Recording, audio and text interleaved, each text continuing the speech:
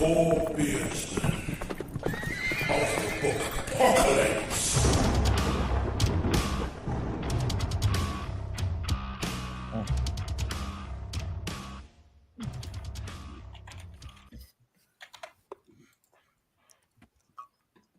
Hello.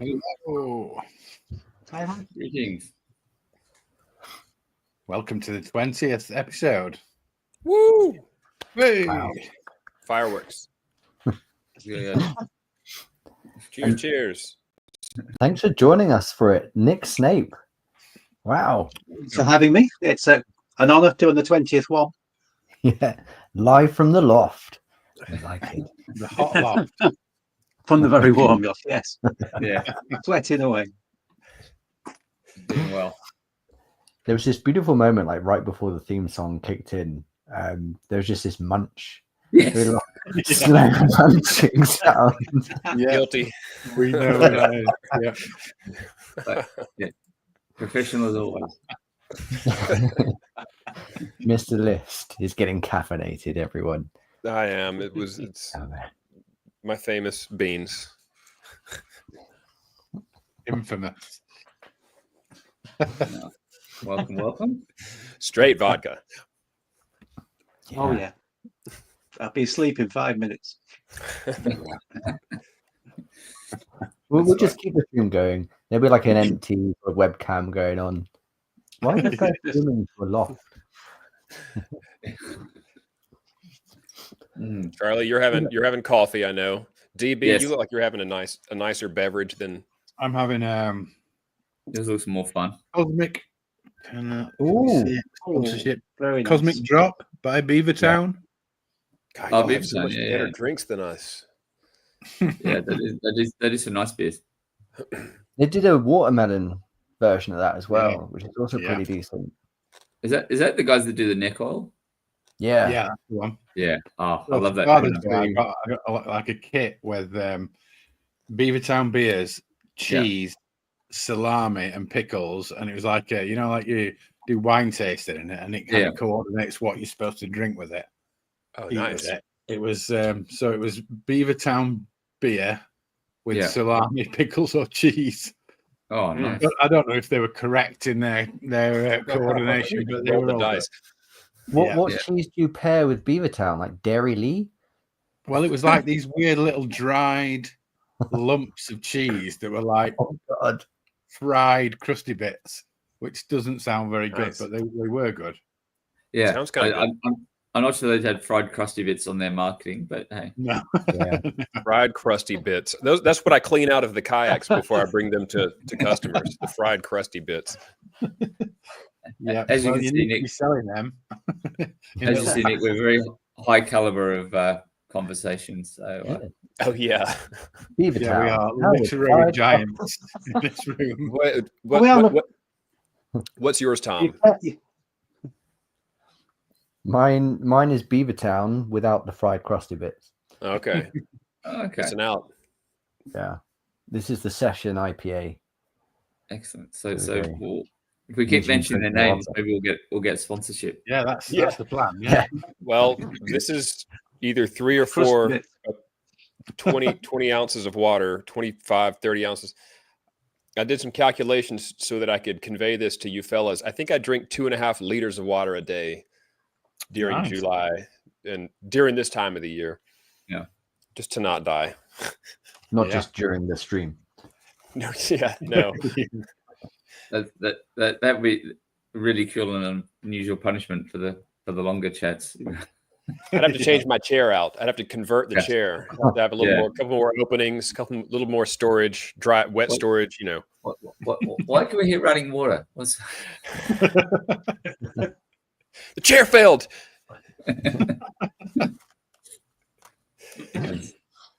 There's a horror story if ever there was one. So Nick, you're an you're author. an author of books. Oh yeah, that's it. Swiftly on from the chair to discussion. No, I was doing a deep dive on your website, Nick, and you've been hella busy writing books. Like you have one completed series that I can count so far, which is an 8-book series. Yeah. And then Yeah. 3 more on top of that. Yeah. Yeah, I write fast, if that's the way to describe it. It's just how I am. Sure. So it's just I have to have a pattern, and once I'm in a pattern, it kind of like keeps going. So yeah, I write fast. I write the early books were very short. They're all 55, 60,000 words to begin with. And they were quite a learning process. So I was just buzzing along, keeping going. And I think that type of thing has kept going since. So what I tried to do after the first series, I needed to move on after Weapons of Choice to try something different. So that's why I ended up with multiple series going, because I wanted to try different things, and perhaps break out, because the Weapons of Choice stuff is action stroke military sci-fi type approach, with a bit more I'd say depth, but that's not fair to some of the military sci-fi writers out there, but a humanitarian element to them. And then I wanted to try something different, which is the Scorching books, which they're a series, but they're standalone books within a series. So really, it was experimentation, I think, that's driven me on to try different things. And most of that was really practice until I got to the fantasy books, which were I was listening to your discussion with AJ Calvin about the complexities of sci-fi over fantasy. And I find fantasy far more complex than sci-fi. I'm the other way around. I think You got the other way around. I would love to hear more on that. I tend to agree based on what I'm trying to write. I'm writing the book I'm writing involves ships sailing 100 miles across the ocean. I've taken sails out completely because I don't even know if I have it in me to learn about all that. You know, they're all paddle ships. They're all being paddled like long ships, but no sails. Again, no sails. But the stuff you have to learn. Also, there's a civilization being built, so I'm having to learn, where do they get iron from? What do they eat that's sustainable? If they're doing pyrotechnics when they get into the Swiss Family Robinson defenses, where will I get pyrotechnics from, etc.? And this is all science, stuff that I have to figure out. Yeah, primitive science. Yeah. I don't think fantasy has to be. I don't think it's necessarily, less complex. If you can't just wave a hand and go magic, because that doesn't satisfy me. It's got to land. Yeah. I think it also depends on this type of thing that you write. So obviously there's fantasy, which has got the structural historical depth to it, and then there's the more action orientated stuff, which is probably where I would go. You'd call it sword and sorcery, I suppose. Nice. And I'm around that, but I've got a bit more weirdness to me. I think it's the best way of describing it. So my fantasy, which I've all had in my head, involves an element of the old Moorcock style books, and bringing in some of the arcane punk type styles. So we've got machines that are powered by soul magic, by souls. You've got that type of magic going on. You've got you wouldn't call it quite spacefaring stuff, but you've got movement travel between realms happening within the books. So you've got something which kind of like melds. I wouldn't call it like a sci-fi fantasy with pure fantasy world. And because of that, I can go and we brought in gunpowder, which is a funny thing with you mentioning it. That exists. But also you've got people that also got people that have gone as far as steam power and and using steam javelins and that type of thing. In contrast, and then against that are people that uses soul magic, that are able to power machines through using human souls. I love it. I like fantasy. Yeah, me too. Oh, excellent. Well, you sold me on that. I'll have to. When I incorporate, you read more fantasy than sci-fi. Say that again. Sorry, I missed that. Do you read more fantasy than sci-fi, or is it a good mix? I think it's a good mix. You'd have said I would have started in terms of reading. Would have been on the sci-fi area, the Ray Bradbury, that type of thing when I was younger.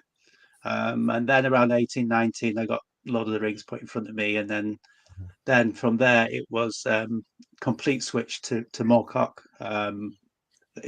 Hopefully most of you have read some Michael Moorcock along the way, but you've got a huge world of eternal champions across different realms, and that kind of like that's really forged my thinking on fantasy and what I enjoy in terms of that process. But that's what I read most of for a long while, and then I switched back to sci-fi probably in the 2020s because I needed an escape, something that you could read, take your mind off whatever's going on, and then but you didn't have to really get involved in the world you're in, the action type sci-fi stuff. So that's where it probably led me to writing Weapons of Choice, the military sci-fi, because it's actually drop and go. You don't actually have to be immersed in the world to enjoy the book. Yeah, cool.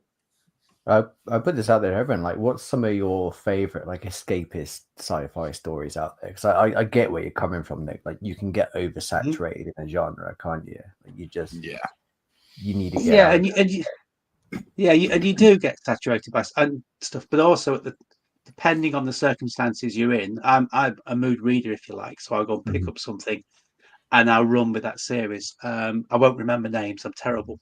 But there's the Evan Curry series, the Odyssey books, Odyssey 1 and 1 from there. That was a series I could escape into. It had faster than light travel.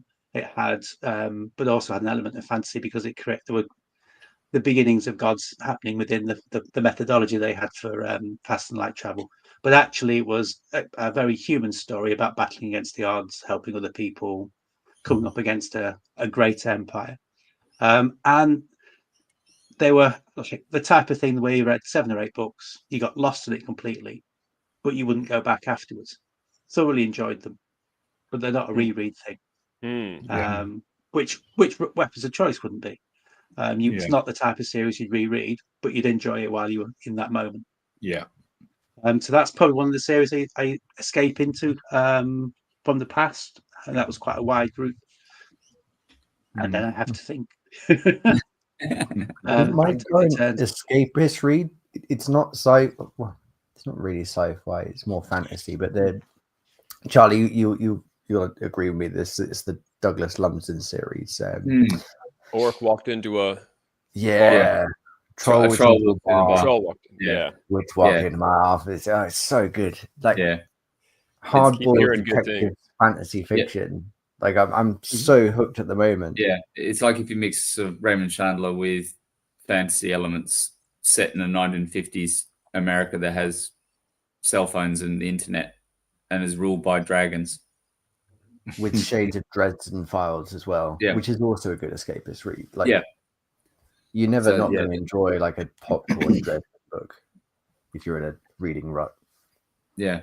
But I think I look back at what I read last year that was more sci-fi. I mean, the great Wistful Ascending by our friend Joe Byrne. That's really good book. That's great fun. Mixed with a bit of that superhero sort of or anti-superhero elements, which I think was really good. What did I read last year that was really good? It was by I think it was called that was it Slab City Blues by Anthony Ryan, which is his sort of, which I think were done but in a sort of shorter form originally, and then he's put them into one book. Quite early on. And that's a sort of sci-fi, but sort of noir. It reminds me a bit of the I've got to go on blank. The guy in The Expanse, the cop that ends up dying, is that sort of type character, pretty hard boiled, which I really, really enjoyed. Yeah, it's a lot of fun. I've been slacking on sci-fi. I'm looking through my past reads. Yeah, I'm not a ton of sci-fi in there. Yeah, well, I think there's the Cyberpunk's always a great one which is adjacent, but obviously different genre to a degree. But I read a few Tim Knapp or T.R. Napper's works, like Ghost of the Neon God last year, which is just a novella which is set in Australia, which I loved it. It was in a sort of dystopian Melbourne, and you got automated cars racing across the outback, and that's a pretty dark world. But it is so far removed from where you are now, which I think goes back to the point where we said that sci-fi giving you something to just disconnect and jump into is always good. I think one of my favorites, not classic sci-fi, but the Ketty J books. I think we've brought these up before on this channel. Chris Wooding. So it's kind of sort of space piratey, but a bit more sort of it uses gases, and it's kind of airships rather than space travel. But a good theme, isn't it? Like you said, Nick, really immersive, good stories, but they're not going to change the world. So you're not going to go back and read them again.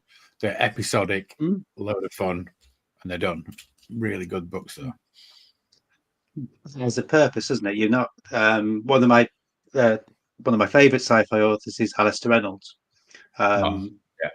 which is superb work. But it's not it's not a read and then you forget. You have to cogitate. You have to think about what's going on. You have to go back, reread a lot of it. There's a couple of series that maybe I've read once and wouldn't go back to, but most of them I would. And the standalones, and it's got that depth to it that richness you go back to. It has a different purpose, but you can't read it without concentrating. There's a bit to it. And going back to the cyberpunk, was it Thrill Switch, which I read recently? Oh yes, that's by Tim Hawken, isn't an Aussie author. Yes, which I thought was really good. I thoroughly enjoyed that one as a recommendation, as a short cyberpunk. But that was really, really good. Yeah, that's good. Yes, because Alistair Reynolds was authored Carbon Alistair Reynolds? Good question. I missed that again. Sorry. Is it authored Carbon? No. Is that Alistair Reynolds? Don't think so, but I might be wrong because I might have missed a few on the way. It's going to bug me now. Richard Morgan. Oh, Richard Morgan. Okay, that's what I'm thinking of. Yeah. That's also very good. I never read them. I did watch the TV. I didn't mind the TV show. I think that it's a hard sell when your main character's face changes, so you can't be the same actor.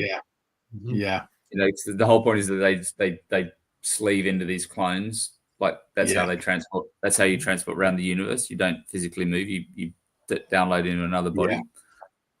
It did deliver the darkest thing that I've experienced in a long time, actually, though, that show, when it's kind of going into the idea that if you've not got enough money, you just get the shell that you're given. And there was like an old lady coming out, it was a little girl in an old lady's body. And she was like, what's happening to her mum and dad? And they're like, this is just the shell you get. And that was just heartbreaking, just horrendous. Really dark moment, but the TV show bad, but the books were obviously can do a bit more justice, as often the case. But I think Lonesome Dove is my comfort read these days, and I'm not really sure why. Maybe because it's so hot outside, and that book starts off down in Texas, and it's just unbearably hot. I need to start that. I've got it. It's good. It's good, but it's long and it deviates. You get into side characters that you may not care about, But it's all Western about is always a good comfort read. Always. Yeah.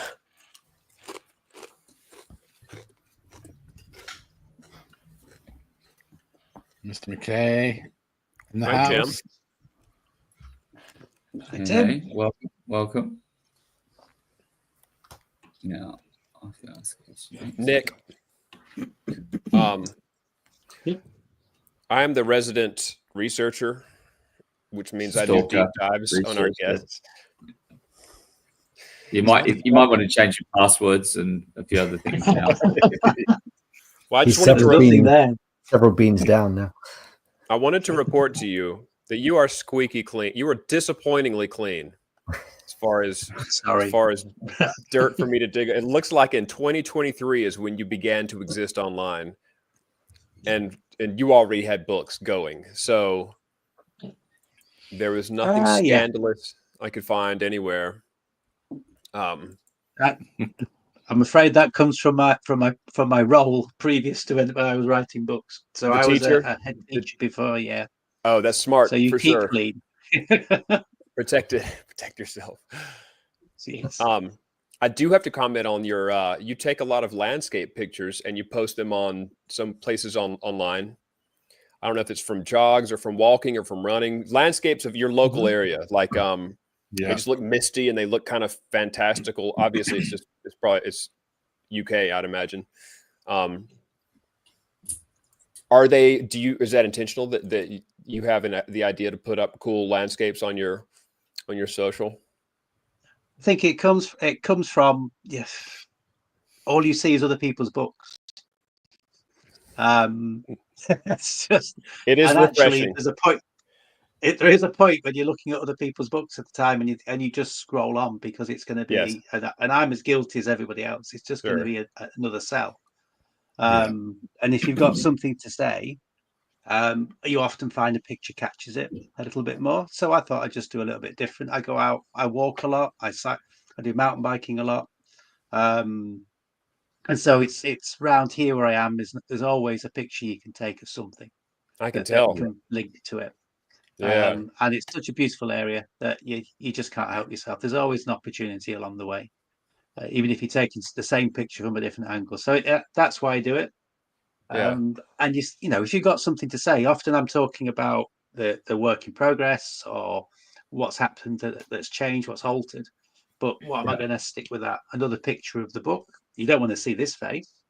But it comes down to the point that there has to be something that goes with it. Doesn't always work, but sometimes you get, if you get the right picture, the right time, the right comment, and you get people that start talking to you, and it doesn't have to be about the books. It's about connecting with people, isn't it? Yes. Well, that's how I realized you were fairly local to me when you took the picture of the 9 ladies. And I was like, I know that stone circle. Cool. Oh, okay. Yeah. I'm glad you added the stone circle bit there, because otherwise that was going to sound a bit creepy. But 9 ladies. No. There are 9 ladies close to me too. Don't go and take a picture of them, David. We don't need any more trouble. That's not what my channel is about. My channel is just about lifting. I'm just kidding. Putting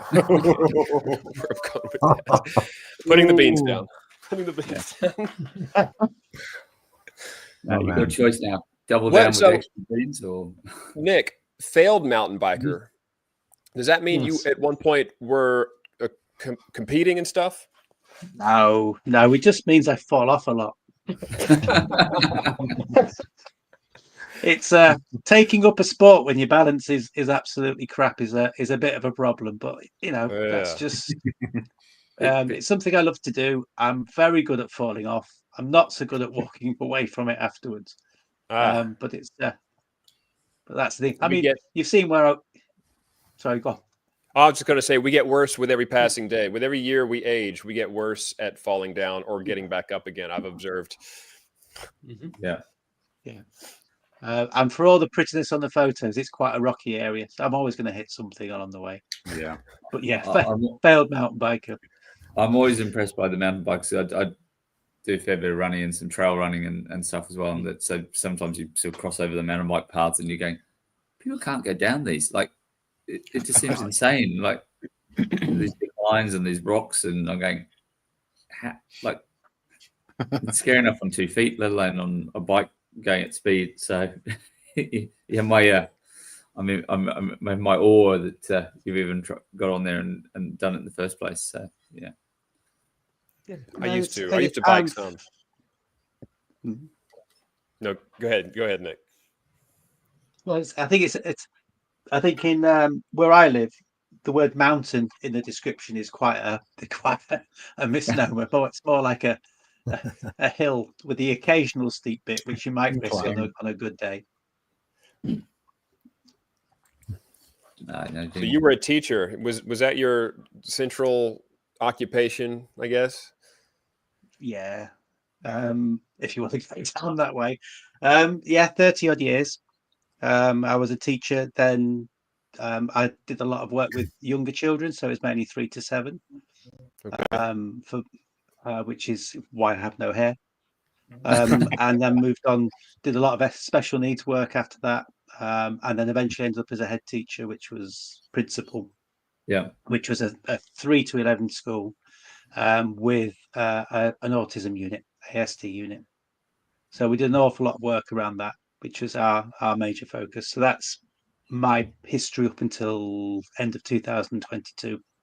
And then I took early retirement to do this. Awesome. Yeah. Tell us about the transition, because that's a heck of a move. Like from like that's what I was wondering. SEN. You don't want to go there.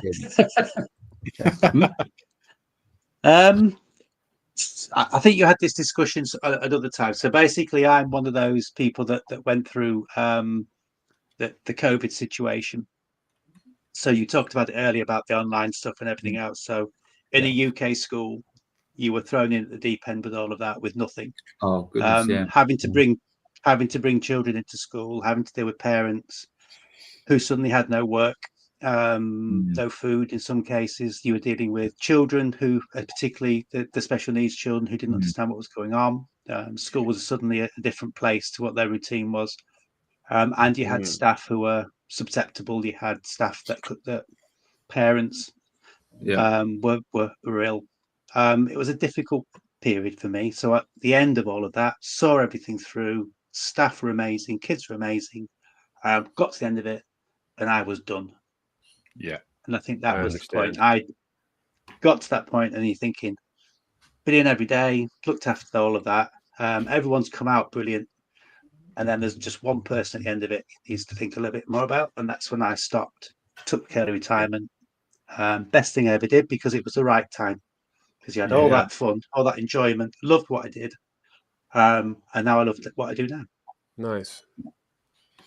Did you had you not written anything by the time you left, or was there an overlap? No overlap. I wrote something when I was in my early 20s, which I think got burnt, or may have been chopped up into pieces, then burned somewhere along the way, which was a fantasy book. That's harsh editing. Yeah, written on Amstrad. That's how long ago it was. Wow. Wow. Look it up, younger viewers. Yeah, some history for you. We'll bring it in. So no, and I hadn't written anything. So I basically retired December 31st, and I put the first word on paper January the 12th. From there, and that was a drunken New Year challenge. I've given a time scale. On you get. Go and do it. So when you retired, was the planning to write, or did that come from this drunken bet? It was an inkling. It was something I was talking about, and then it was like, no, you got to go and do it now. You said it, and I thought it would be one. I'd write one. Yeah. Whether I'd publish it or not, and then when you start researching it, you find out actually it's quite easy to publish. Not easy to sell, but it's easy to publish. Entirely different things. No. Yeah. Wrote one, realised I needed to write another. And then when I turned around at the end of that year, there was 7 published, one ready to go. In that first year? How did that happen? First year. I was scared to ask how many you publish in a year, because that's I'm not going to say soul crushing, but it's a little unfair. Yeah. But like I said, I took early retirement, so I'm not working. Right. You know, I live off. Yeah, so I live off a small pension. The books don't make any money, but they don't cost any money. They just about pay for themselves. Yeah. I don't know if you've ever seen the website. Was it 20 books to 50k? Yeah. In my case, it's 20 books to 50 quid, or $50. Hey, look, that's better. I was thinking 50k to 20 quid. That's where I'm going. 50,000. Once I get 50,000 books out. That sounds about right. but yeah, no, it just went like that. It was just like it, and they're like a series of novellas that got slightly bigger, and the last one was a double feature. I mean, we talked about sci-fi stuff. I like episodic sci-fi. I like to have the short bang. I enjoyed that. Then I enjoyed that one. And my aim by the end of the series was to write a double feature. So that double episode that you had when the studio had run out of money, they were going to cancel the series. So they always put the double feature in at the end. And once I'd done that, I didn't know if I was going to continue. That was, you must I like to it. finish what I start. Mm-hmm. Yeah. I like to finish what I start. So you just want to get that done. And once it was done, I was thinking, actually, I really enjoyed that. Yeah. Try something different. Yeah. And that's where I ended up with the Scorching books, which you probably don't want to talk about, considering how hot you are at the moment. I like it hot. I love it when I like sweating. I don't know. That's weird, I'm sure. But may I ask about your daily routine? Are you still, do you treat it like your 9 to 5 and so on? Yes, but it shifts. So I used to be, my family were all builders. So they used to be on the building site for 7:30. Firing up the cement mixer, annoying whoever was the nearest neighbours. So you got in a habit of being an early bird. So I've always been up early, work early, and then go from there. So my routine is generally at the table for 7:30 writing and I'll do 3,000, 4,000 words, usually 3, on a regular basis, 5 days a week, and then I'll spend the afternoon doing a bit of editing. But I can do that. And it's just it's a hobby, but it's a job because a jobby. You never know. Probably not the best use of the word, but yeah. It means something a bit different in England, but probably appropriate. Yeah.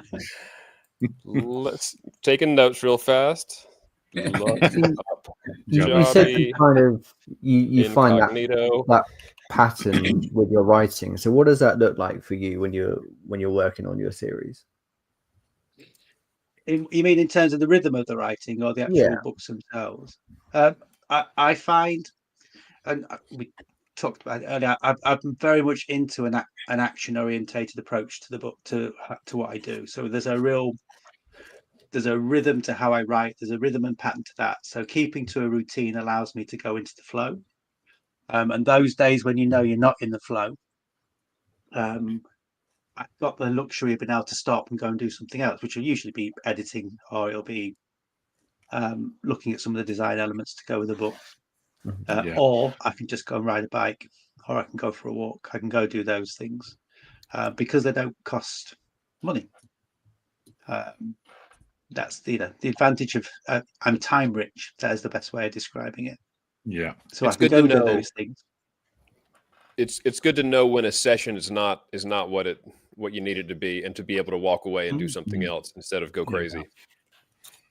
Yeah. I mean, sometimes even 50 to 100 words for me is a session, but I do have an almost 4-year-old, so yeah. But you can be. I've had. Go for it. I've had plenty of those in terms of those ones when your brain just will not produce it; it won't go. And I think I've learned to just, like you said, you just got to walk away from it. That's enough, because all you're going to do is spoil what you've got. Yeah, my mood deteriorates real fast if I'm up here hoping to get something accomplished that is just not happening. I'll be. I don't want to take it out on the household. I don't want to be kicking stuff and grumbling and whining and crying. Better to walk away.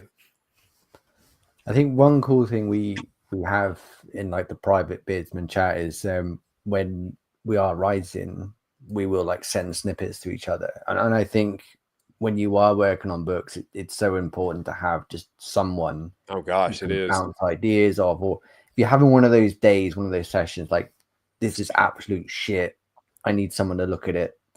Do you know what I mean? Laugh. Yeah. I love David, your ones where you're like, what the fuck was I writing? Past me is my biggest enemy in the world. Past me who drafted and then I run into it again later. I'm like, you son of a bitch. You leave yourself messages. Yeah, I do. Or just summed up. This is where they fix everything and that figure it out, you know. Yeah.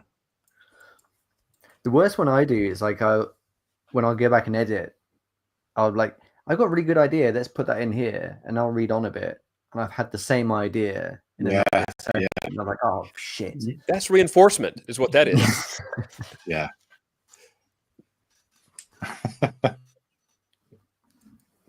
I find that bouncing off, like you said, I've got Martin who came on earlier and accused me of drinking vodka. Okay. I often, I know, which would have been true. I bounce things off Martin quite a lot. He bounces things off me, and you're able to do that as you go along. I also have I work with a Discord group, Ceres Station. So there's a few sci-fi authors in there, but we bounce ideas off and think when things are happening, or we'll read each other's, part of chapters or the actual full whip. Yeah. And you've just got someone to talk to along that lines. And I think it's one of the things that I found I enjoy a lot is helping others. So if someone sends me something, I will go through it, and it's probably the teacher in me, isn't it? I've got the feedback. I've got to talk about the elements of it that go with it, and I'll take that back. It's got to listen, because actually it's an outside view, and the reader is an outside view, aren't they? They're going to have a different view of what you've done. Right. Yeah.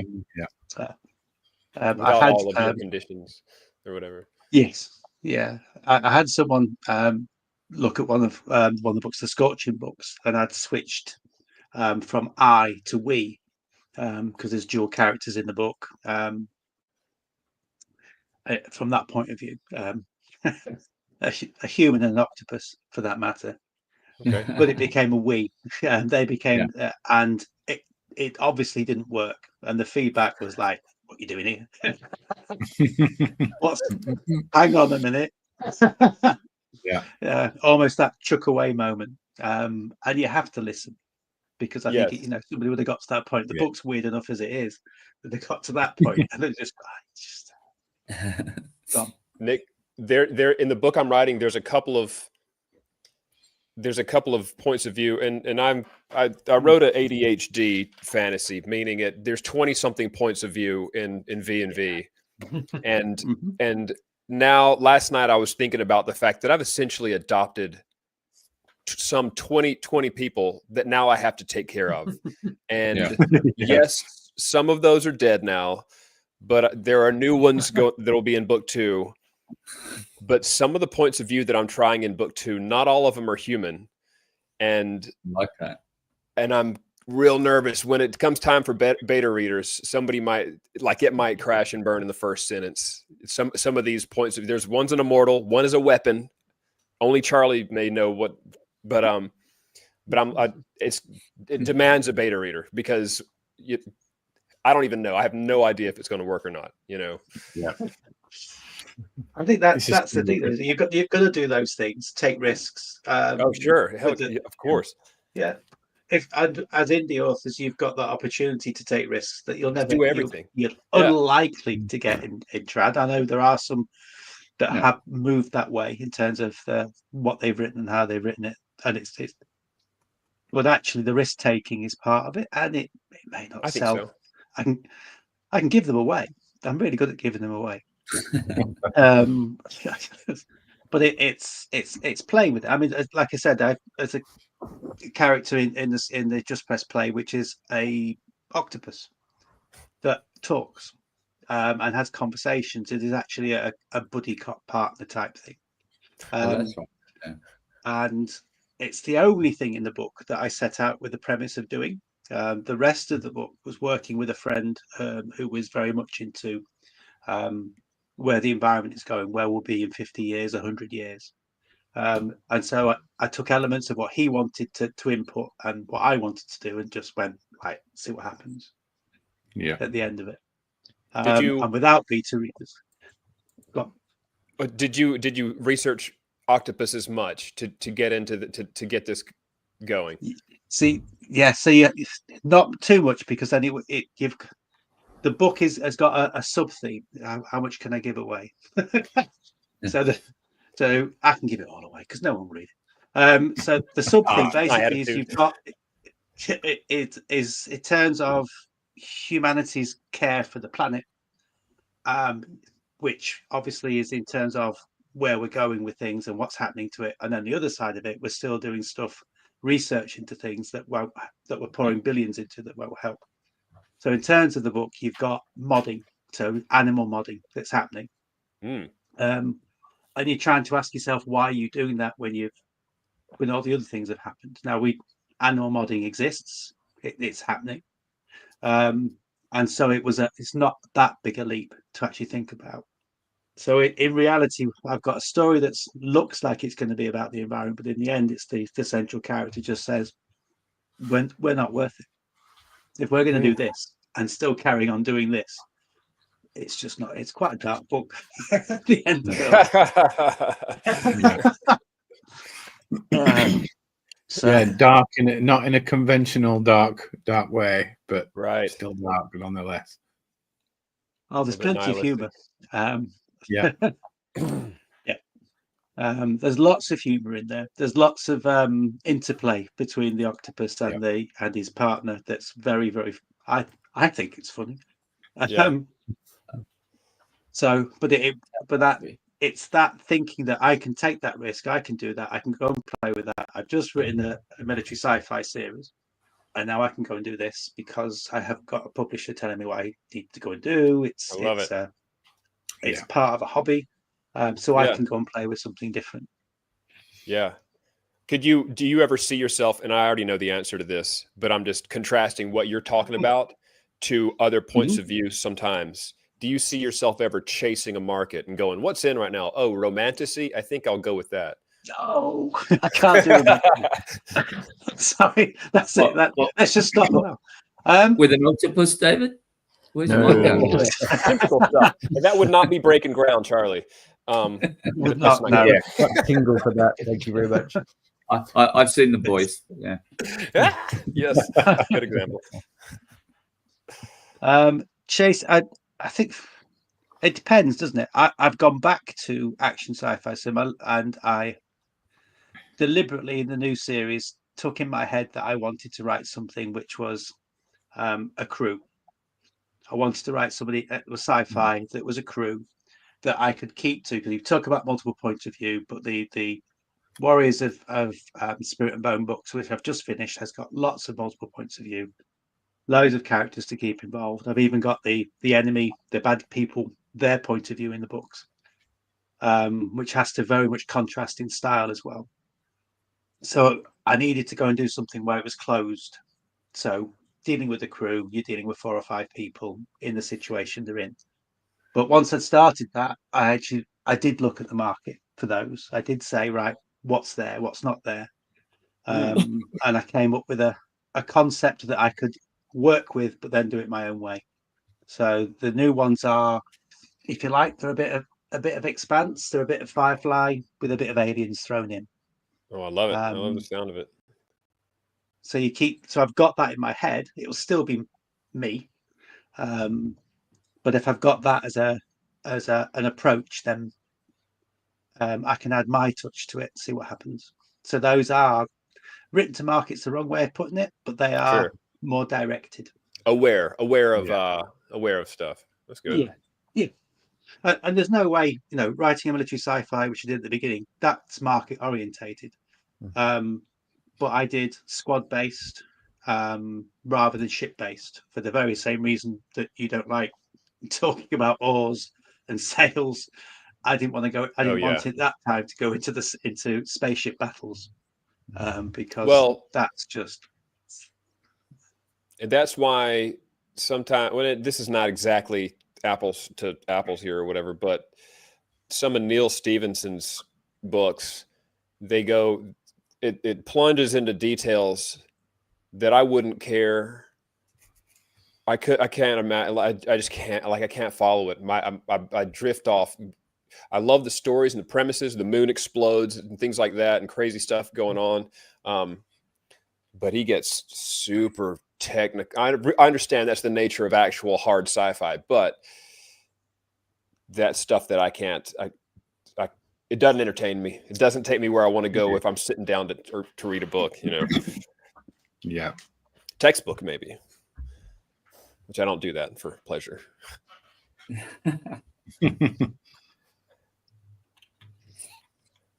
Yeah, I think it's. I think from the technical point of view, the new books, the science is 95% correct. That's good. 5% creeps in on a regular basis all the way through, because at some point I'll have misdone gravity. I will have misjudged distances along the way. Yeah. So that's my license somewhere in there. And in my newsletter, I do quote it as Snape science. That will do. It's enough. Yeah, absolutely. Oh, it's all good. Regarding my professional research, going back to my professional research, I'm just saying that to fill you with dread and everybody else. There were a couple of things that I did find that felt a little bit juicy. Regarding your ratings for books on Goodreads, and you read a lot of books by authors I've never heard of, and it looked like it might be indie sci-fi, maybe, or I don't know. But I couldn't help but observe. What have I done? The score that you gave to this book right here. This is the Silmarillion by J.R.R. Tolkien. Oh, go on then. Never heard of it. You gave it three. You Yeah, gave it 3 stars. Why did you only give it 3 stars? That's because it's not a book. No, it's not. You're right. It's not a book. It's just a collection of works. I adore Tolkien, and I think it's not just. I mean, you get this. People say, "I love Tolkien. I love this," and then you start getting into the depth of what they are, what they know, and it's not really the same. Everyone takes from it something different. What I took from what Silmarillion is, he did the right thing. He wrote a superb trilogy, a wonderful children's book in The Hobbit, and that's what you read. The rest of it is was his hobby. The rest of it is what he put together, magnificent pieces of research and history and everything else. But actually, for me, it's not what I want to read. Okay, that's fair. I mean, the modern equivalent about that 3 now. Yeah, the modern equivalent would be taking your Google Doc full of just more dumping. And oh Lord, I'd be lucky to get 3 stars from the shit that makes up my research and my notes and everything about the world and all that. Yes, 3 stars would be super nice. I've never been able to get through it. I start it. I feel really psyched, and I'm like, this is kind of like a religious text. And I have I guess it's probably the same. It's probably the same as those military sci-fi for me. And in all fairness, I haven't read this cover to cover either. I've bits and pieces and the appendices and the glossaries and the language stuff. I love all that. But yeah, reading it cover to cover, I might give it 3 stars as well. You can get it as an audiobook as well. Like, and it's Andy Serkis, isn't it? What to extend the pleasure? Why would you listen to it? Well, maybe you can to sleep, Tom. To sleep. You put that on. I was gonna say, put that on the crash. Yeah.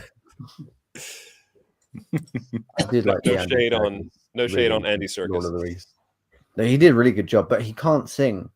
And actually, when you read Tolkien, you can't sing. That does become slightly problematic. Tom, they're very good audiobooks. You just brought me back the Rings of Power show when they brought out Tom Bombadil. Yes, I was not impressed with that singing either. But they weren't going to get him right. I don't think one way or another. I think it was very telling that Peter Jackson just noped out of putting Bombadil in the films. It was for the best. At first, I was mad because I wanted to see a representation of him done as well as everything else was done. But for story reasons, yeah. And I like a character that is so powerful he doesn't care one way or the other. He's like, the world is going to go on. I don't give a shit. That's why he's my favorite character. Yes, he's so awesome. Yeah, he's just ridiculously, incomprehensibly powerful, and he doesn't give a shit. Handles the One Ring like it's nothing. Yeah, I did like that. But then, who would you get to play him in the Peter Jackson film? Brian Blessed would be my vote. Blessed, yeah. Whoa! Bring it on the pillow. He'd have to be bombastic for sure. Wouldn't it be odd if he? How does Gordon's Alive fit in there? Because Wait, who's the boss on oh gosh, the IT guys? What's the name of that show? Have you tried turning it off and back on again? There's a boss, not the first boss, the second boss. Do you mean the IT crowd? The IT crowd. The IT guys was the American remake. You know, like they always remake our shows. Oh. Did they do that? I didn't know they did. IT crowd. Yeah. Surely not. No, the IT crowd is you guys. Wait, yes. That's English, right? Yeah. The boss he's in What We Do in the Shadows. Matt Berry. Yeah. That's it. Yeah. Oh, he might be a little too funny for Tom Bombadil. But he does that sort of. He can sing though. He can definitely sing. Oh, for sure, and he's got a rich voice. He's got a real good voice. Mm-hmm. There you go. Peter Jackson, you can have that one. Okay, Nick. And this will be my final scorching question, interview question. No, it won't. I warn you. So well, as far as painful. He always says that. He always says that. This is a leading question into the scorching, because this is a nice segue, if so. Oh, hey. That's unusually coordinated for us. Yeah, no, it was accidental. I'm sorry. There's another book to which you only gave 3 stars, and I don't care one way or another. When I read it, I was a young teenager, and I liked it, and it clearly must have done okay because it bloomed a movie franchise that has yet to freaking die. You gave Jurassic Park 3 stars. Ooh. Do you remember why? There was more. I think I came into it expecting more. Okay. And it wasn't there. No, Okay. I feel really bad now, but I don't. He's not hurting. I think it was. I think he's done okay out of it. Don't worry. Yeah, no, he's fine. I think Michael Crichton can write some very good books. I think that one is obviously people do really, really like the book, but I just thought I was expecting it to be, I don't know, I'd say richer, more full, to bring a lot more of it to life. Yeah. And I don't think it did. And that's probably because, when I read it would have been after the film. It won't have been before. Yeah. Okay. And so you've got that visualization in your head of what you're expecting, whereas the book was a better thriller.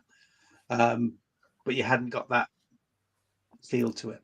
In that case, if you don't give how you feel to a review, yes, then you're not giving a review, are you? That's why I don't value my reviews. That's why I don't think the world cares to hear my reviews a lot of times. But they do because that might be that reader. Yeah, you might be the one. I mean, there's an adage in terms of, if you want to know about your book, read your 3 stars. Read the reviews that are written at that 3-4 star level, because they'll tell you the truth. This is what was missing. Yeah, this is what was missing from your book. This is what I wanted to see, and it wasn't there. To make you go back and think. And I think that's, because your cover, your blurb, somewhere along the line has caught their interest. Yes. So what were they expecting, and why hadn't you hit that nail on the head? And you're not going to do it all the time, but it is interesting to actually go and do that. And don't read the 1 stars. I still haven't recovered from the last one. That's good advice. But your skin on is that picking up. note, this is another unofficial Fanfire Deck takeover because Nick, you did join up with Fanfire Deck, and I you're did. a pretty Yes. regular reviewer on there now. What was the story with you joining Lord PMS? I was asked. It was just asked. And I think it was I was doing reviews for people that I'd read, that I was asked to read their books, or I had engaged with them in a different way and was interested in them. I think I'd just done the Ezekiel Factor for Caroline Noe, which, by the way, is a stupendous book. If you ever want to go and read something, but it's very, very dark. Set in a near London, and using clones for war, but it's quite it's sad and rich and raw. It's a brilliant book. Just don't read it when you're in a low mood. Tell me the name again. The Ezekiel Factor, by Caroline Noe, Noe. But that hit me at the right time. That book, wrote a review about it, and I think that was perhaps then I was asked after that. But I don't write long reviews. I write very short ones. Try and get in the type of review that you would get on the Goodreads level. So in between that medium, not the short ones, but the ones in between, that's got enough information to keep your interest. And if you're still reading by the end of it, you're probably going to get the book. That's how I try and focus them. But that's how I ended up on Fanfi. I was asked, and actually it interested me, and it's a spur. When I've got a challenge, I tend to keep to it. So that's made me read in a different way, which has been beneficial for me. Cool. Yeah, I've always thought, like, when you review books, you do get a greater appreciation of what an author's doing. Like, you get a better critical eye, even on your own writing. Like, you just approach it from a different standpoint, and also you get to discover all kinds of new books, which is also great. It's definitely made me read Fanfi, and perhaps writing has definitely made me read more indie books, not because they're indie, but because I've discovered new authors that way. Because actually, you get very habitual that you stick to those authors that you know. I don't usually go by word of mouth. I usually will look into interesting things that go with it. But it has made me go wider, which is good from that point of view. And you've discovered some really, really good writers that are in that, some superb design books, but also a richness there which I didn't know existed until you start kicking in. That somebody used to put a sci-fi, fantasy, western, horror combination that I'm looking at now, and you're looking at going, how the heck did that happen? And how did I get to the end of the book in a day? And why am I still reading it? Oh, Callus and Crow, huh? Those things. Yeah, that might be the Callus and Crow. Darren might be able to comment on that. But it is in a day, seriously. Yeah, but there's no way a trad publisher is going to produce that. There's no way I would have seen it without actually exploring those things and being and it's there and it exists, and we need to get that out to people as much as possible. 100%, yeah. I think that's part of what the review, not that I've done a lot of reviews this year as much as I would like to anyway, but it's that's where you can give an author, not be a writer myself. I think you can see how much effort people put into this. The least I can do is help shout about it, and if one or two people pick it up as a result of you recommending it, then that's great. I can still remember the first time I said, "Oh, I picked that book after you recommended it." I went, "What? Really? Someone listened?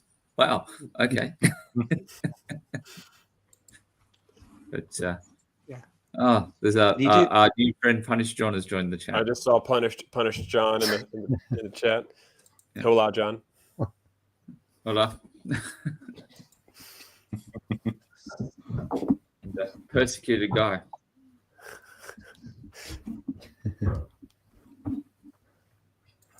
So let me ask you the magic question that came up a couple of shows ago that I've been thinking about ever since.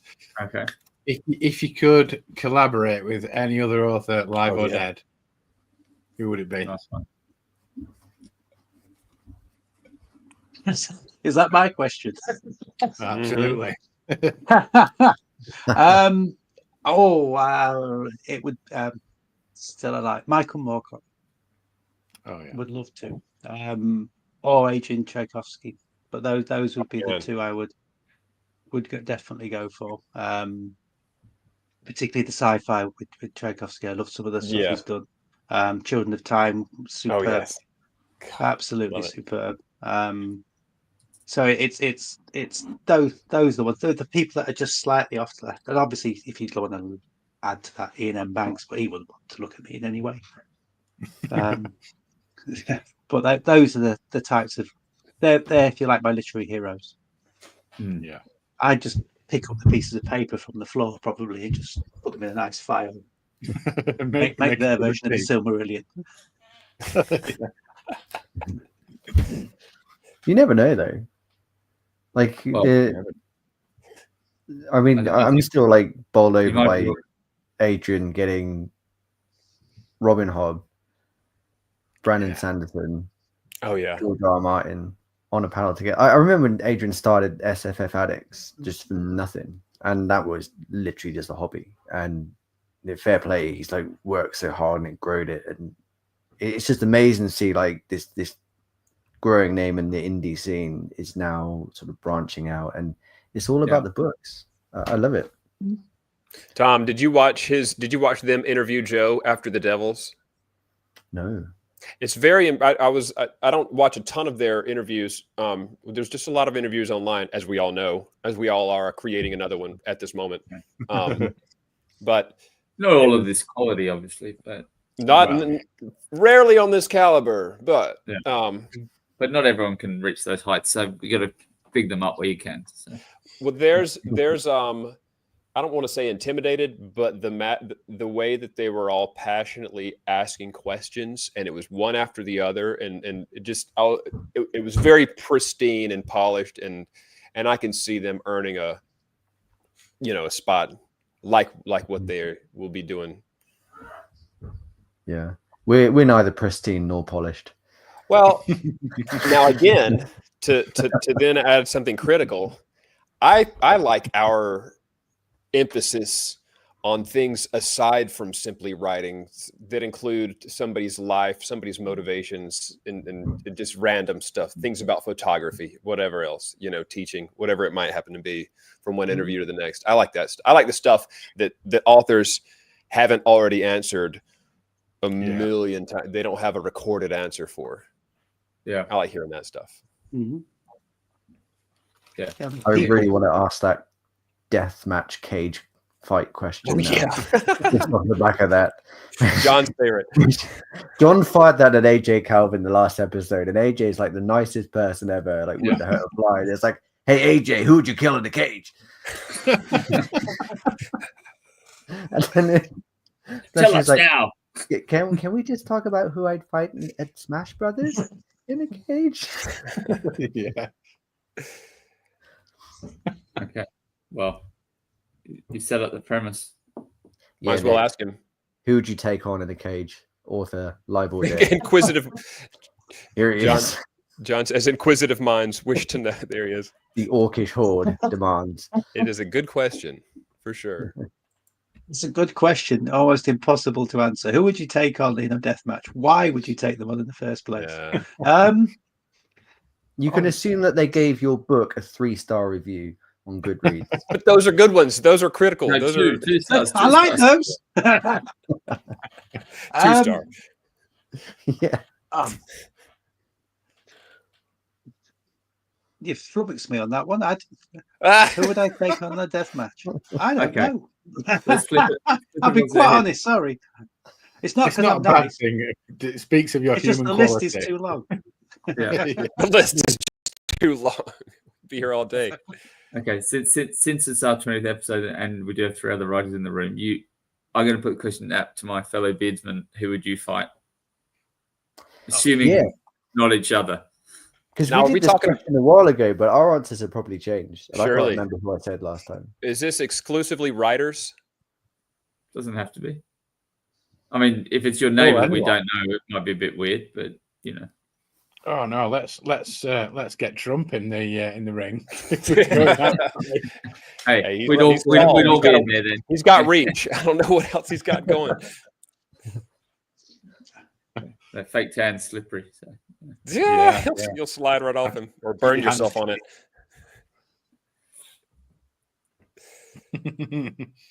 Listen, somebody has to be first, Tom. I got a really stupid answer, so I don't think I should go first. Death match. I don't actually want anybody to die, even bad people. I'm kind of entertained by bad people. I'm going to stick with literary. I'm going to say, because I think it would be a cool fight, Mark Twain. He just strikes me as someone who'd be very good at fighting, and it would look good. He'd fight dirty, I think. Yeah. I just think he'd go berserk. Yeah. He'd probably like stab a cigar out in your eye and then really go to town. Yeah. But it would look damn good. I go, that's wild, the wild hair and the moustache. He does have wild hair. Yeah. I'd pick Mark Twain. I don't think I'd win. I was going to say, well, he may have some sailing background. He might be have a little bit of pirate in him, you know, for all you know. I don't actually know. I don't know what he did for funsies. He wrote very historically accurate, and in modern times, people think too historically accurate books. They're very good though. Jeez. You know what? If we stay in literary and I can't have Trump, I think I'm going to pick Janny Wirtz because I think she would kick the hell out of me. That would be entertaining. It would be a beautiful moment because she's no pushover. She can do anything. I would be glad to go under her foot. I think after our chat with her the other week is like what we've all learned is that there's no way any of us could take Janny. No, yeah, she'd survive. Was that the bagpipes? I think you'd be beaten by the bagpipes. Yes. Yeah. Oh God. One of her many talents. Yeah. Nick, I had the opposite problem with her. There was too much. I had to stop the research because it kept on and on. She's very documented. And then she uttered the immortal phrase, "dropping rocks." I was in there dropping rocks. Yeah. Yeah. I wonder if that'll. I'll find that term in any of her books, but we've just about finished the first one now, which is when we talk about books that you can't rush through, and it doesn't drag at all, but it's so rich in the wording. Yeah, like it's a four-course feast. Yeah. She co-wrote Mistress of the Empire with Raymond Feast. Is that right? Yeah. Right, which is one of my all-time favorite books. I love that book. Raymond is a big hero of mine. Yeah. So what's the name of it again? Hang on. Daughters of the Empire. Is it? There you go. Mistress of the Empire. Just happened to have that. Yes. That's it. That is a huge looking cover as well. Volume right there. I think it was is it Daughter was the second? I can't remember if it was two or three. Daughter is one of them. Yeah. And 3, Servant of the Empire. 3 books. Okay. Brilliant. Well, speaking of the word empire, Jay Kristoff is a huge dude.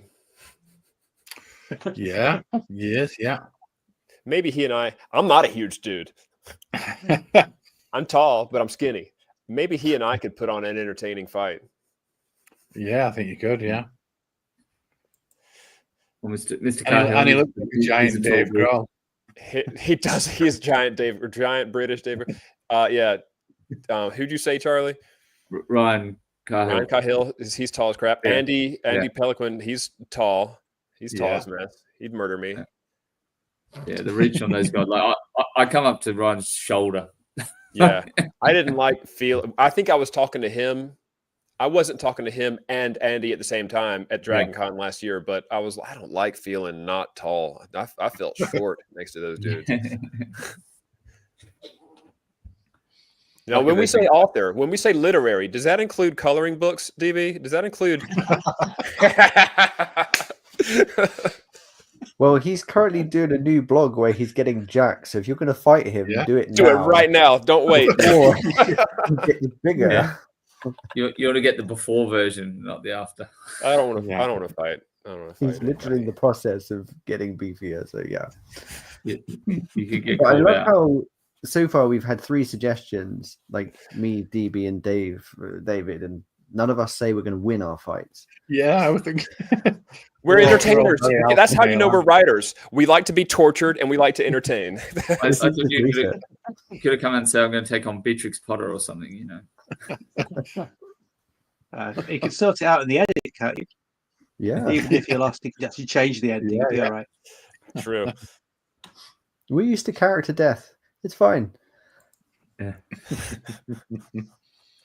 I really want to know Charlie's. This is. Oh, Yep. God, I wouldn't. I've had like 2 fights in my life and they both ended spectacularly badly for me. So I'm not going to take on anyone. Well, you could put yourself in Aussie Rob's shoes. If Aussie Rob had to fight a literary character. Iron lint roller, Yeah. If Aussie Rob would have Dance fight any skills, character. which you already have. We know you have dance skills. You danced with the princess or queen or something like that. Okay. But see, I wouldn't want to find anyone that I enjoyed. There's going to be some I know. one I didn't Well, enjoy. He'd fight Dave Lawson. Yeah, you would after that RPG session. Yes, Hell yeah, you that's would. it. Yeah, I'm going to call that Dave. Yeah. Yeah, we got some beef to settle. Yeah. Yeah, you reminded me of the score I have to settle with him. Gotta rewatch that. Oh man. Yeah. But I want to be a bit careful because if I ever met him in real life, he could be about 10 feet tall. Yeah, he's Oh, probably. he's a big tall fella. as well. Yeah. Nick, are you tall? Is this just Me? a No. fancy thing? You? I'm just average. Me too. I reckon DB's tall. He is. Yeah. I'm pretty tall. I'm just over 6'2". Yeah. Dang, he's taller than me. He's DB, tall. I would have thought you were Counts as average tall. size. See, Charlie and me, we're the same height. Yeah. I know that because Yeah. We've actually met. So. Yeah. That is nuts. He's not intimidatingly tall or short. Yeah. He's just fine. Yeah. DB, I wonder if that's why sometimes when you're tall, you want to fit in with people, and so you slouch, and you get into a habit of slouch. Well, it's also because half the time we see each other like this, we've got absolutely no frame of reference. Yeah. I wonder if that's why I get into a power stance on stage. It takes about 6 inches to a foot off my height, and now I'm just regular like everyone else, except And you've I'm got a almost better center of balance. Yeah. It's true. That is true. Yeah. That's why DB's the drummer, so he can sit down. Yeah. Yeah. Keep, And be a little shorter for sure. yeah. Yeah. Well, as long as we're not fighting each other, that's the main thing, guys. Not yet. No infighting yet. No. I mean, We'll have to beards stir in something cage up. match. That would be a sight to see. Four-way cage match.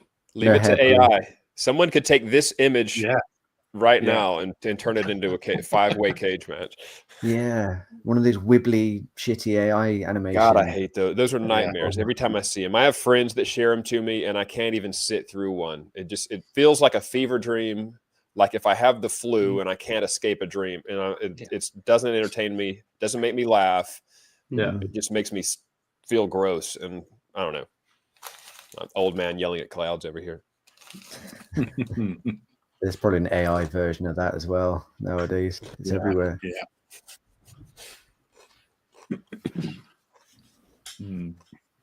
So Nick, what's next? What? What's next? 2 things. What am I doing? I've got the 3rd book of the Wrecking Squad to come out, which I'm editing now. But the big thing is next on Friday. I've got the new cover for A Dragon in the Veil, which is the Nice. hopefully the restart of the series, which is quite spectacular. I think you've had a sneak peek. I would use that word. But that's released on the 11th, and obviously because it's a recover, I'm able to hold it up. It's got an exclusive release to begin with, and then we'll go from there. And then the third book in that series, The Queen of Blood, will go out on September the 16th. Oh, I just saw that. Yeah, I saw that's coming up. That Is one's, that the end of both those series, or are you keeping going? yes. Well, that depends. So, do you want an exclusive? There you go. Yeah. Do we? So, so that's the cover for A Queen in Blood. It's actually just out on pre-order, so people will see it anyway. But I've not splashed it anywhere. Nice. Yeah, nice. I I just saw it on the Amazon page. That's a great cover. It's brilliant, and it's slightly surreal. So it's supposed to be a ghost of a queen over a blood. So it was a bit. Where do you go with it? How much detail do you put onto it? Because the other covers are much more detailed, but actually, I think it works beautifully. I work with Mibble Art, who have been they give quite a corporate image, I think, out, but actually, it's a very personal back and forth experience. They've been really, really good with me from the very beginning. Cool. So that will come out September, which I'm really looking forward to, because a completed fantasy hopefully we'll get some eyes on. Yeah, sure. So that's the big focus. That one looks more than 50 or 60,000 words. That looks like it might be 200 or 250,000 words. It's not quite. I've been playing with formatting, so this is actually bigger than it will be. Okay.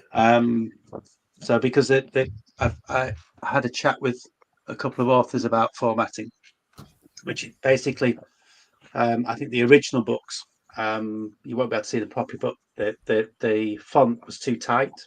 Yeah. Too long. And they talked about difficulty in terms of reading and stuff.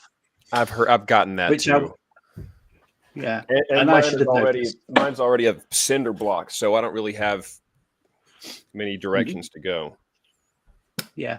And I think that's the problem. So basically what I've done is I've played with the formatting, so they'll all come out at the same time with the same formatting on the 11th. So awesome. That's the second book of that, but that's been slightly thicker than it was because I've made it easier to read, not to try and chunk the book out. But the third book went a bit so it is longer. It's about 170 170,000 words. So I've actually taken that and I've made it smaller, so that's going to be 530 pages when it's reduced, because it was too much in terms of how it looks and how it structures. So I'm excited about those. The series hasn't had much attention. It's had some amazing reviews, but it's one of those things where I think actually it would be nice to have a completed series, have something to say, here you go, and see if I can garner some interest in it. I'm sure. Even though it's a bit typical me. On that, how long was it? Did you finish the 8-book science fiction series? Did you finish that in a year? It was written in a year. Didn't go out until January the 16th, 21st. Yeah, so it was a year. Oh. So that's so that is no, shaking my head at me. It's with it because there's a. I want to change my answer about the cage match. I was just thinking where that was going. That's about 500,000 words, that series. So it's yeah. So that was in the year, but while that was going on, that's when I started writing those at the end of that. So these have been in between everything else afterwards.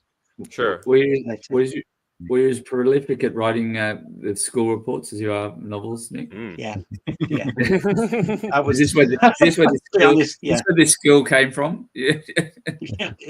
I actually think it is. It's just I'm probably what you would call dedicated to what I do. So I was really dedicated to the job. I spent a lot of time focusing on the kids, the parents, the teachers, everybody else. And that's just become an ethic.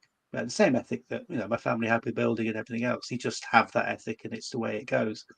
And what will happen is I'll get to the point where I want to go and switch, perhaps in the future, to go and do. And when that happens, it'll be something I will then dedicate to again as well. Yeah, if you do it, that's what you throw yourself into. Yeah. I just can't. It's not. I can't be still mentally. Yeah. It's just I need to be doing thinking. Good to have an outlet.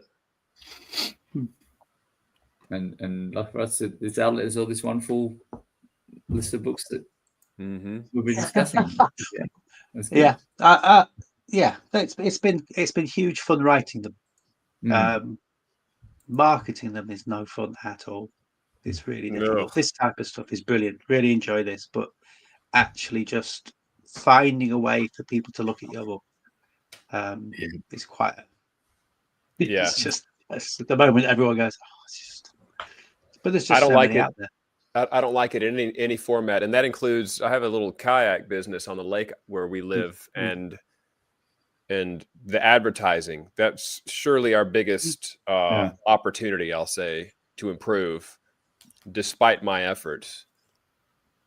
Same for marketing a book. I like. Don't take my word for it. I wrote it, but you should definitely buy this. Type stuff. But I don't mind that. Like, sometimes you see authors I come here that said, my book's really good. Like, I think you should be able to say it's good. I don't think it's really. I'd take that as a bad thing. I think if someone's that enthusiastic about it, then I think, hey, that's absolutely shout about it. But yeah, it is hard because there's a I think it's constantly trying to reinvent the winning formula, the winning tagline, or the winning place to put the ads. It's such a vast world of things that you could be doing. Yeah, and it makes my brain hurt. Yep. And I think the other side of it is that it's hard for it to be enjoyable. It's the other bits of it, even the editing. When you see something evolve that you started and actually it's ended up better but different from where you started, that all is part of the process that you can enjoy. But shouting, "Here's my book," over and over again into the void could be very difficult.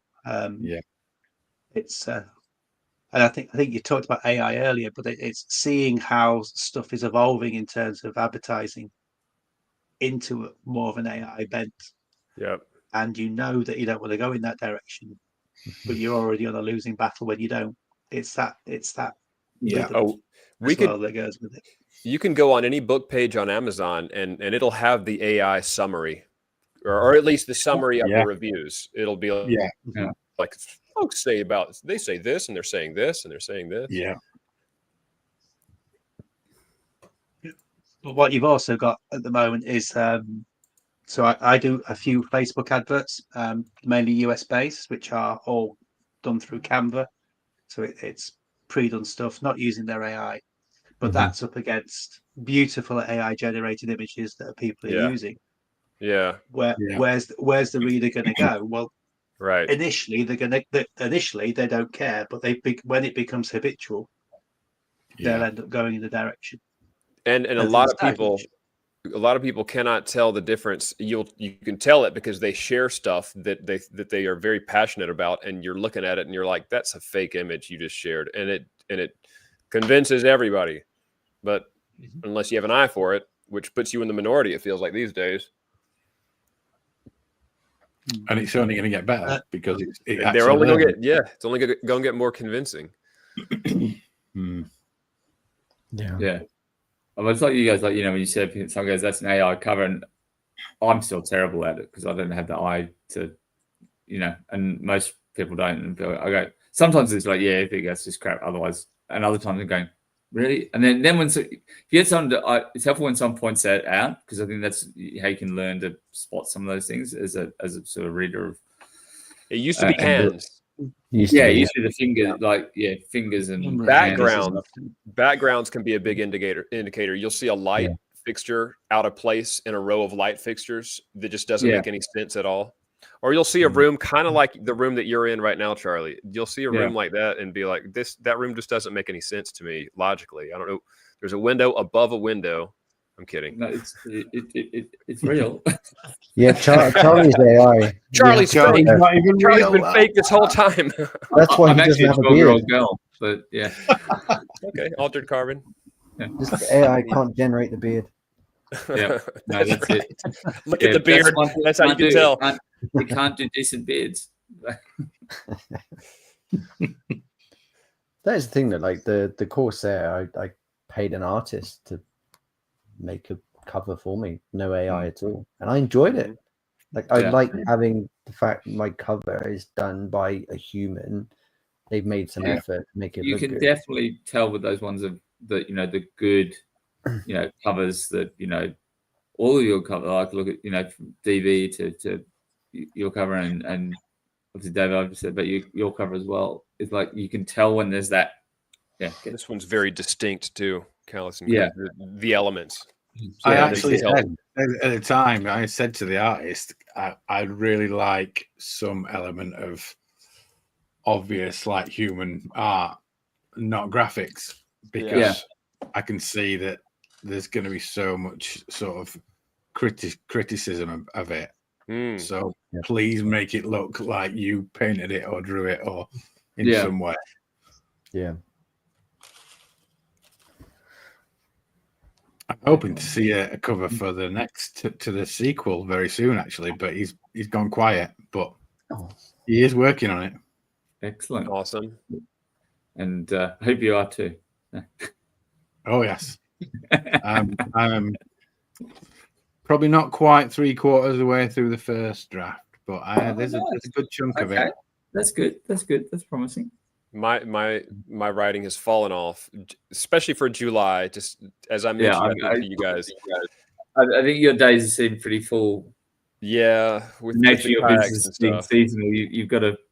You can't say sorry. I'm not going to sell kayaks today because I got to do something that doesn't make money. Yeah.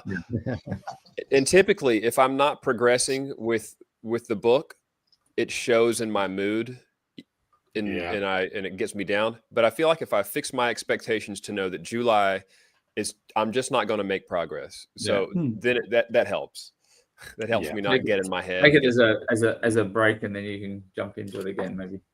And I mentioned this in a news post. I'm at the point, and I was going to ask you another question, Nick. I know we're getting there, but I mentioned that I'm in a late enough draft to where a lot of the fixes and a lot of the improvements that I make are lines of dialogue or slight motivations. I have the whole story's written. I'm on draft 3 or 4 now at this point.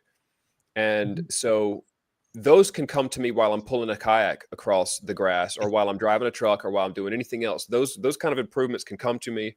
I text myself eventually or email myself. I have an email right now unread waiting for me to sit down and parse through,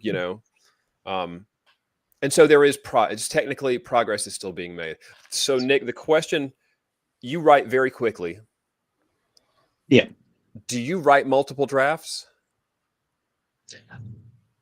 Yeah. Write or rewrite. So I don't rewrite the whole thing. And I don't know if that's a thing, to be honest with you, but I will take what I've written. I won't rewrite the whole thing. It won't happen.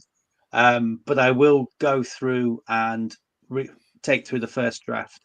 I will then go through that and make surgeries and alterations, notes along the way, make those changes. But I think what's happened, because where I am now as a writer, I've often got that down as I've gone. I've often found the missing elements to the story, not the dialogue tweaks, not those bits, but the actual structure to the story, which is the vital part for me. I have how do I describe it? People, I have conversations in my head while I'm writing, so I often find that my dialogue is almost on point for the people that's there, because it's easier when you're writing a series and you're not writing 20 points of view, because you've got that person in your head and I've got that going back and forth. And that's generally, by the time I've got to the end of the first draft, it's I would say it's 80% done. And then I go back and it's finding the anomalies and it's finding the tweaks and it's finding the development points. So today I'm on the second draft of Warmonger's Wrath, which is the third book in the Wrecking Squad series. So I've gone through on Kindle, so I put that on Kindle, and I found 800 things I want to change in a 110,000 word manuscript. The tweaks. Good to be on a Kindle. The good thing about the Kindle is you can't stop and edit. You take a note and you keep going. So you take your note, you keep going, and what happens is that you're in the flow of the story. You're only briefly out of it. So and that will be the tweaks that will happen during that period. And then it's the beta readers I trust after that. Yeah. So it's and occasionally, particularly with the Scorching books, they came back and went, it needs surgery. So that's the occasional ones. The other ones up to now, the other sci-fi, it's been actually we're on point with this. It's going. The fantasy are the books that I've had professionally edited. So the others haven't been professionally edited. Those have. Okay. Was there a reason why you did that differently to the other ones? Yeah, because fantasy is complex. Contrary to some belief. It's just, and that's why, because of the sci-fi structures and the stories I write, and because they're self-contained, I think maybe because of my background, I've got into the habit of editing as I go, as I structure, and as I go through. And I had the first book of Weapons of Choice professionally edited, and it came back. It wasn't my voice anymore. And that was the point when I said, actually, I'm not doing that. I don't want that. Can I do it? And and it took 3 or 4 goes on each one, a redraft and the redraft initially, but now I'm in the habit of actually I can edit to my voice. And I'm happy with that. I'm happy what I come out with at the end of it. I have other people look at it and then turn around and say, actually, these things need tweaking and altering. But with something as complex as the fantasy, it just doesn't work. I needed a professional editor to come in. And it was mainly line development work, and it made a massive difference. And it pulled together what I think was a piece of work that worked but didn't work as well as it should. Gotcha. I think someone's trying to communicate with me right now. Yeah. Sorry, I had a visitor that decided to get a little bit noisy. So yeah, mine is not a pug, but it is. I think it's a human. This has come to join us. Hello. She's sort of got a beard. So. She is your removable beard. Yeah, that's it. We'll just wear her. Yeah. I think we're just to close this out, because I think when we first opened episode 1 of the podcast, we all talked about what we were reading and what was like your one book you'd recommend for the Bookpocalypse. So I think it's only fit that we see out episode 20 with Nick Snape's Bookpocalypse read. What book are you taking into the vault? The one book. Mm-hmm. Children of Time. Oh, that's one. Nice. There wasn't even any hesitation. That's a great one. Good, yeah. I mean, it's because it's just there. Yeah, it's just such an amazing conceptual book, and it's just fantastic. The way he builds on things. Everything builds on itself. You see the spiders getting cooler. Well, of course, the ants are getting cooler too. Why wouldn't they make iron armor and be able to shoot flames? Yeah. Awesome. So, that would be my one book, and it's the one book I've probably in the recent years I've read 3 or 4 times. So that would be my choice. Well, we're manifesting that he'll join us one day. So hopefully we can pass that message on. Man. Well, Nick, thank you so much for joining us. It's been a pleasure. What a nice chat. Thanks. Thank you for having me. A nice chilled chat. Yeah. Where can we find you? Where can people see you online and discover your books? I'm everywhere. So it's nicksnape.com. Obviously, I'm on Amazon for the military sci-fi. Most of my books are in Kindle Unlimited, apart from the Scorching books. My paperbacks are all wide, or if they're not wide yet, they will be. So they'll be all in major stores. And I'm on X as Snape Nick. Don't ask me why. I have no idea why I did it that way around. But everything else is Nick Snape author. Yeah. Nice.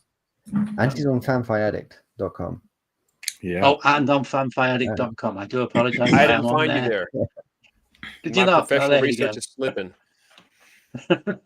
You got to look down the review list. There's a few of us now, so There's a few. Keep scrolling.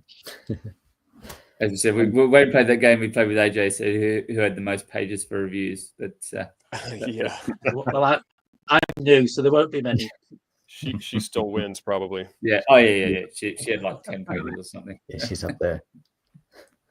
I'll just add my Silmarillion review on it, and they'll see how long I last. Excellent. Might be good for the hits, but yeah.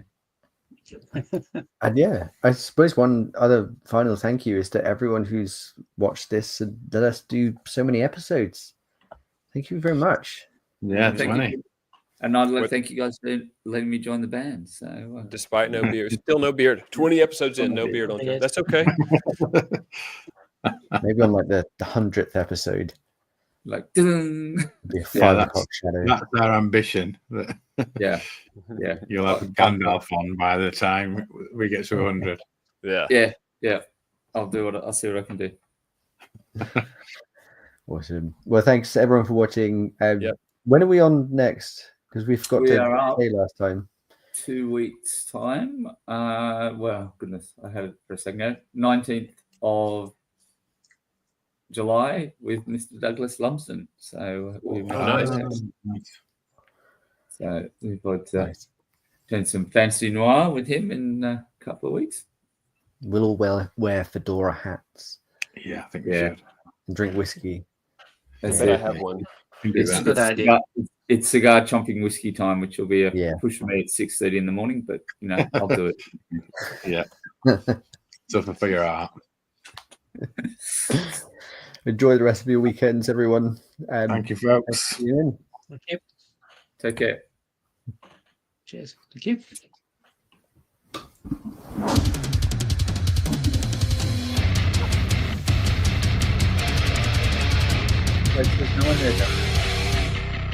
You've been listening to the Four Beardsmen of the Bookpocalypse. Like, share, and subscribe for more.